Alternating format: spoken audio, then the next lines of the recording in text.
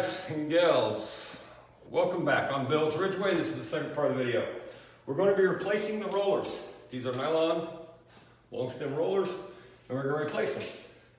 A lot of different people do this a lot of different ways. Some people pry every one of them out. Some people open it up right here. I don't do this because it damages the rails. I prefer to take the hinges off and then reapply them. With that in mind, I can't overturn this.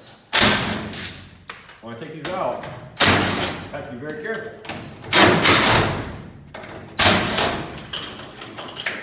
If I overturn this and I strip that out, I need to get a bigger bolt. Otherwise, it's not going to work right. All right, so this is the old one. You hear all that? It's like a tambourine with the music going through. That's because the bearings are bad, and that's going to cause it to fail. The new one is slippery now because it's oily. Makes no noise. All right, so once you get that off like that, you got to put the hinge back on. Very carefully, especially with an impact. Do not over tighten these.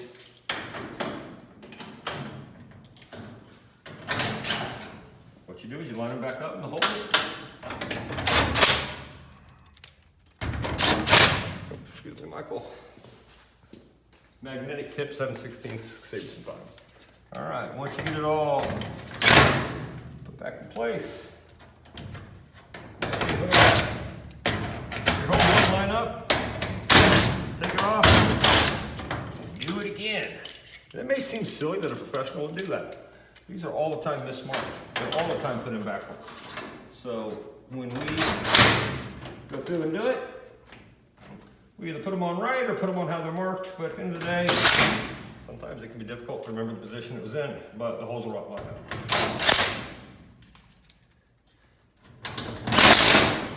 Gee, I get these things all the time where the hinges are mislabeled.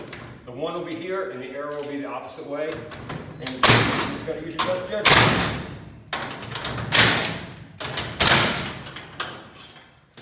Okay, we're about to point out a very important facet of this job. This is the one part of the rollers that you cannot mess up on. Surprisingly enough, if I unscrew that right now, it is under tension. These two bolts, if I remove them, whoo, it's on the cable. If you remove that, you're gonna have a bad day. So this is the one bottom part you cannot do this way. If you do the bottom one this way, you will get hurt. I promise you, it will not be pretty. Again, this bottom one. You cannot unscrew this. If you unscrew this bottom one, it's going to go flying up in the air because it is attached to the springs up there. It is under tension. The other ones are not under tension.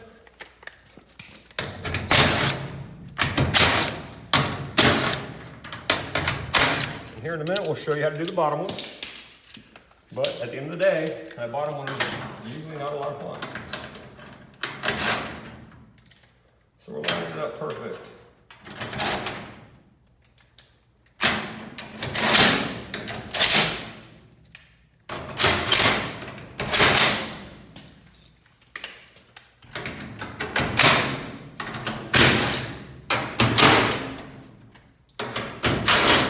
These rollers I'm putting in are long stem rollers.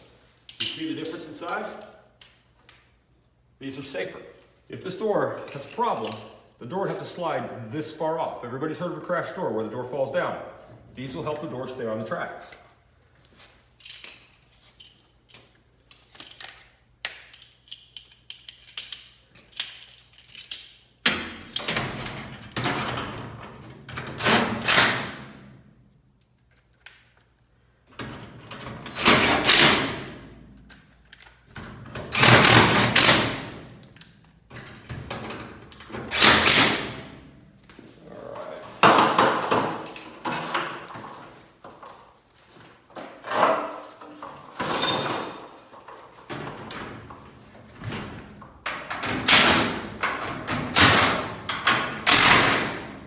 Top bracket.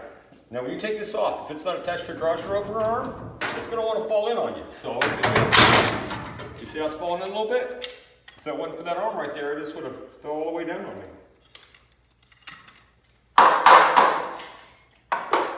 That one was seized up in there. When they get seized up inside there, they're not doing their intended job. They're supposed to move like this. If it's seized up and it can't move, that'll cause a lot of issues with your door. They have to be able to move that.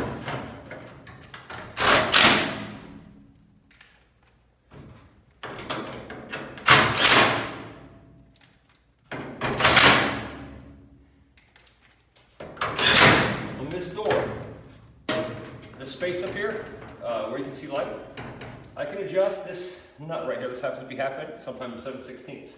And I can adjust how hard this door pushes forward. This is in good shape, I don't need to adjust it. But if you ever do need to adjust that part, you can adjust it right there. All right, so we're gonna do the bottom roller now. This is where people get in trouble. Get everything ready. Release the door. Take the door up to a position where you're in between the brackets. Get your winding bar, get your tool, get your hammer, and you're gonna pry it out, just like this. You pull it forward. Keep in mind, you can get yourself in all kinds of problems doing this. I do this every day, all day, and made it look easy.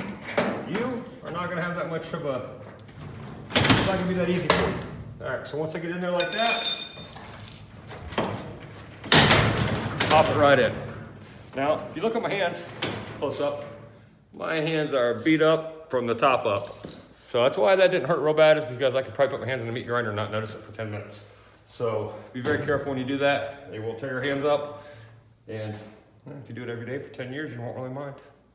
Okay, I'm gonna go ahead and get to the side. We'll go ahead and pause this video and show you what it looks like when we're done.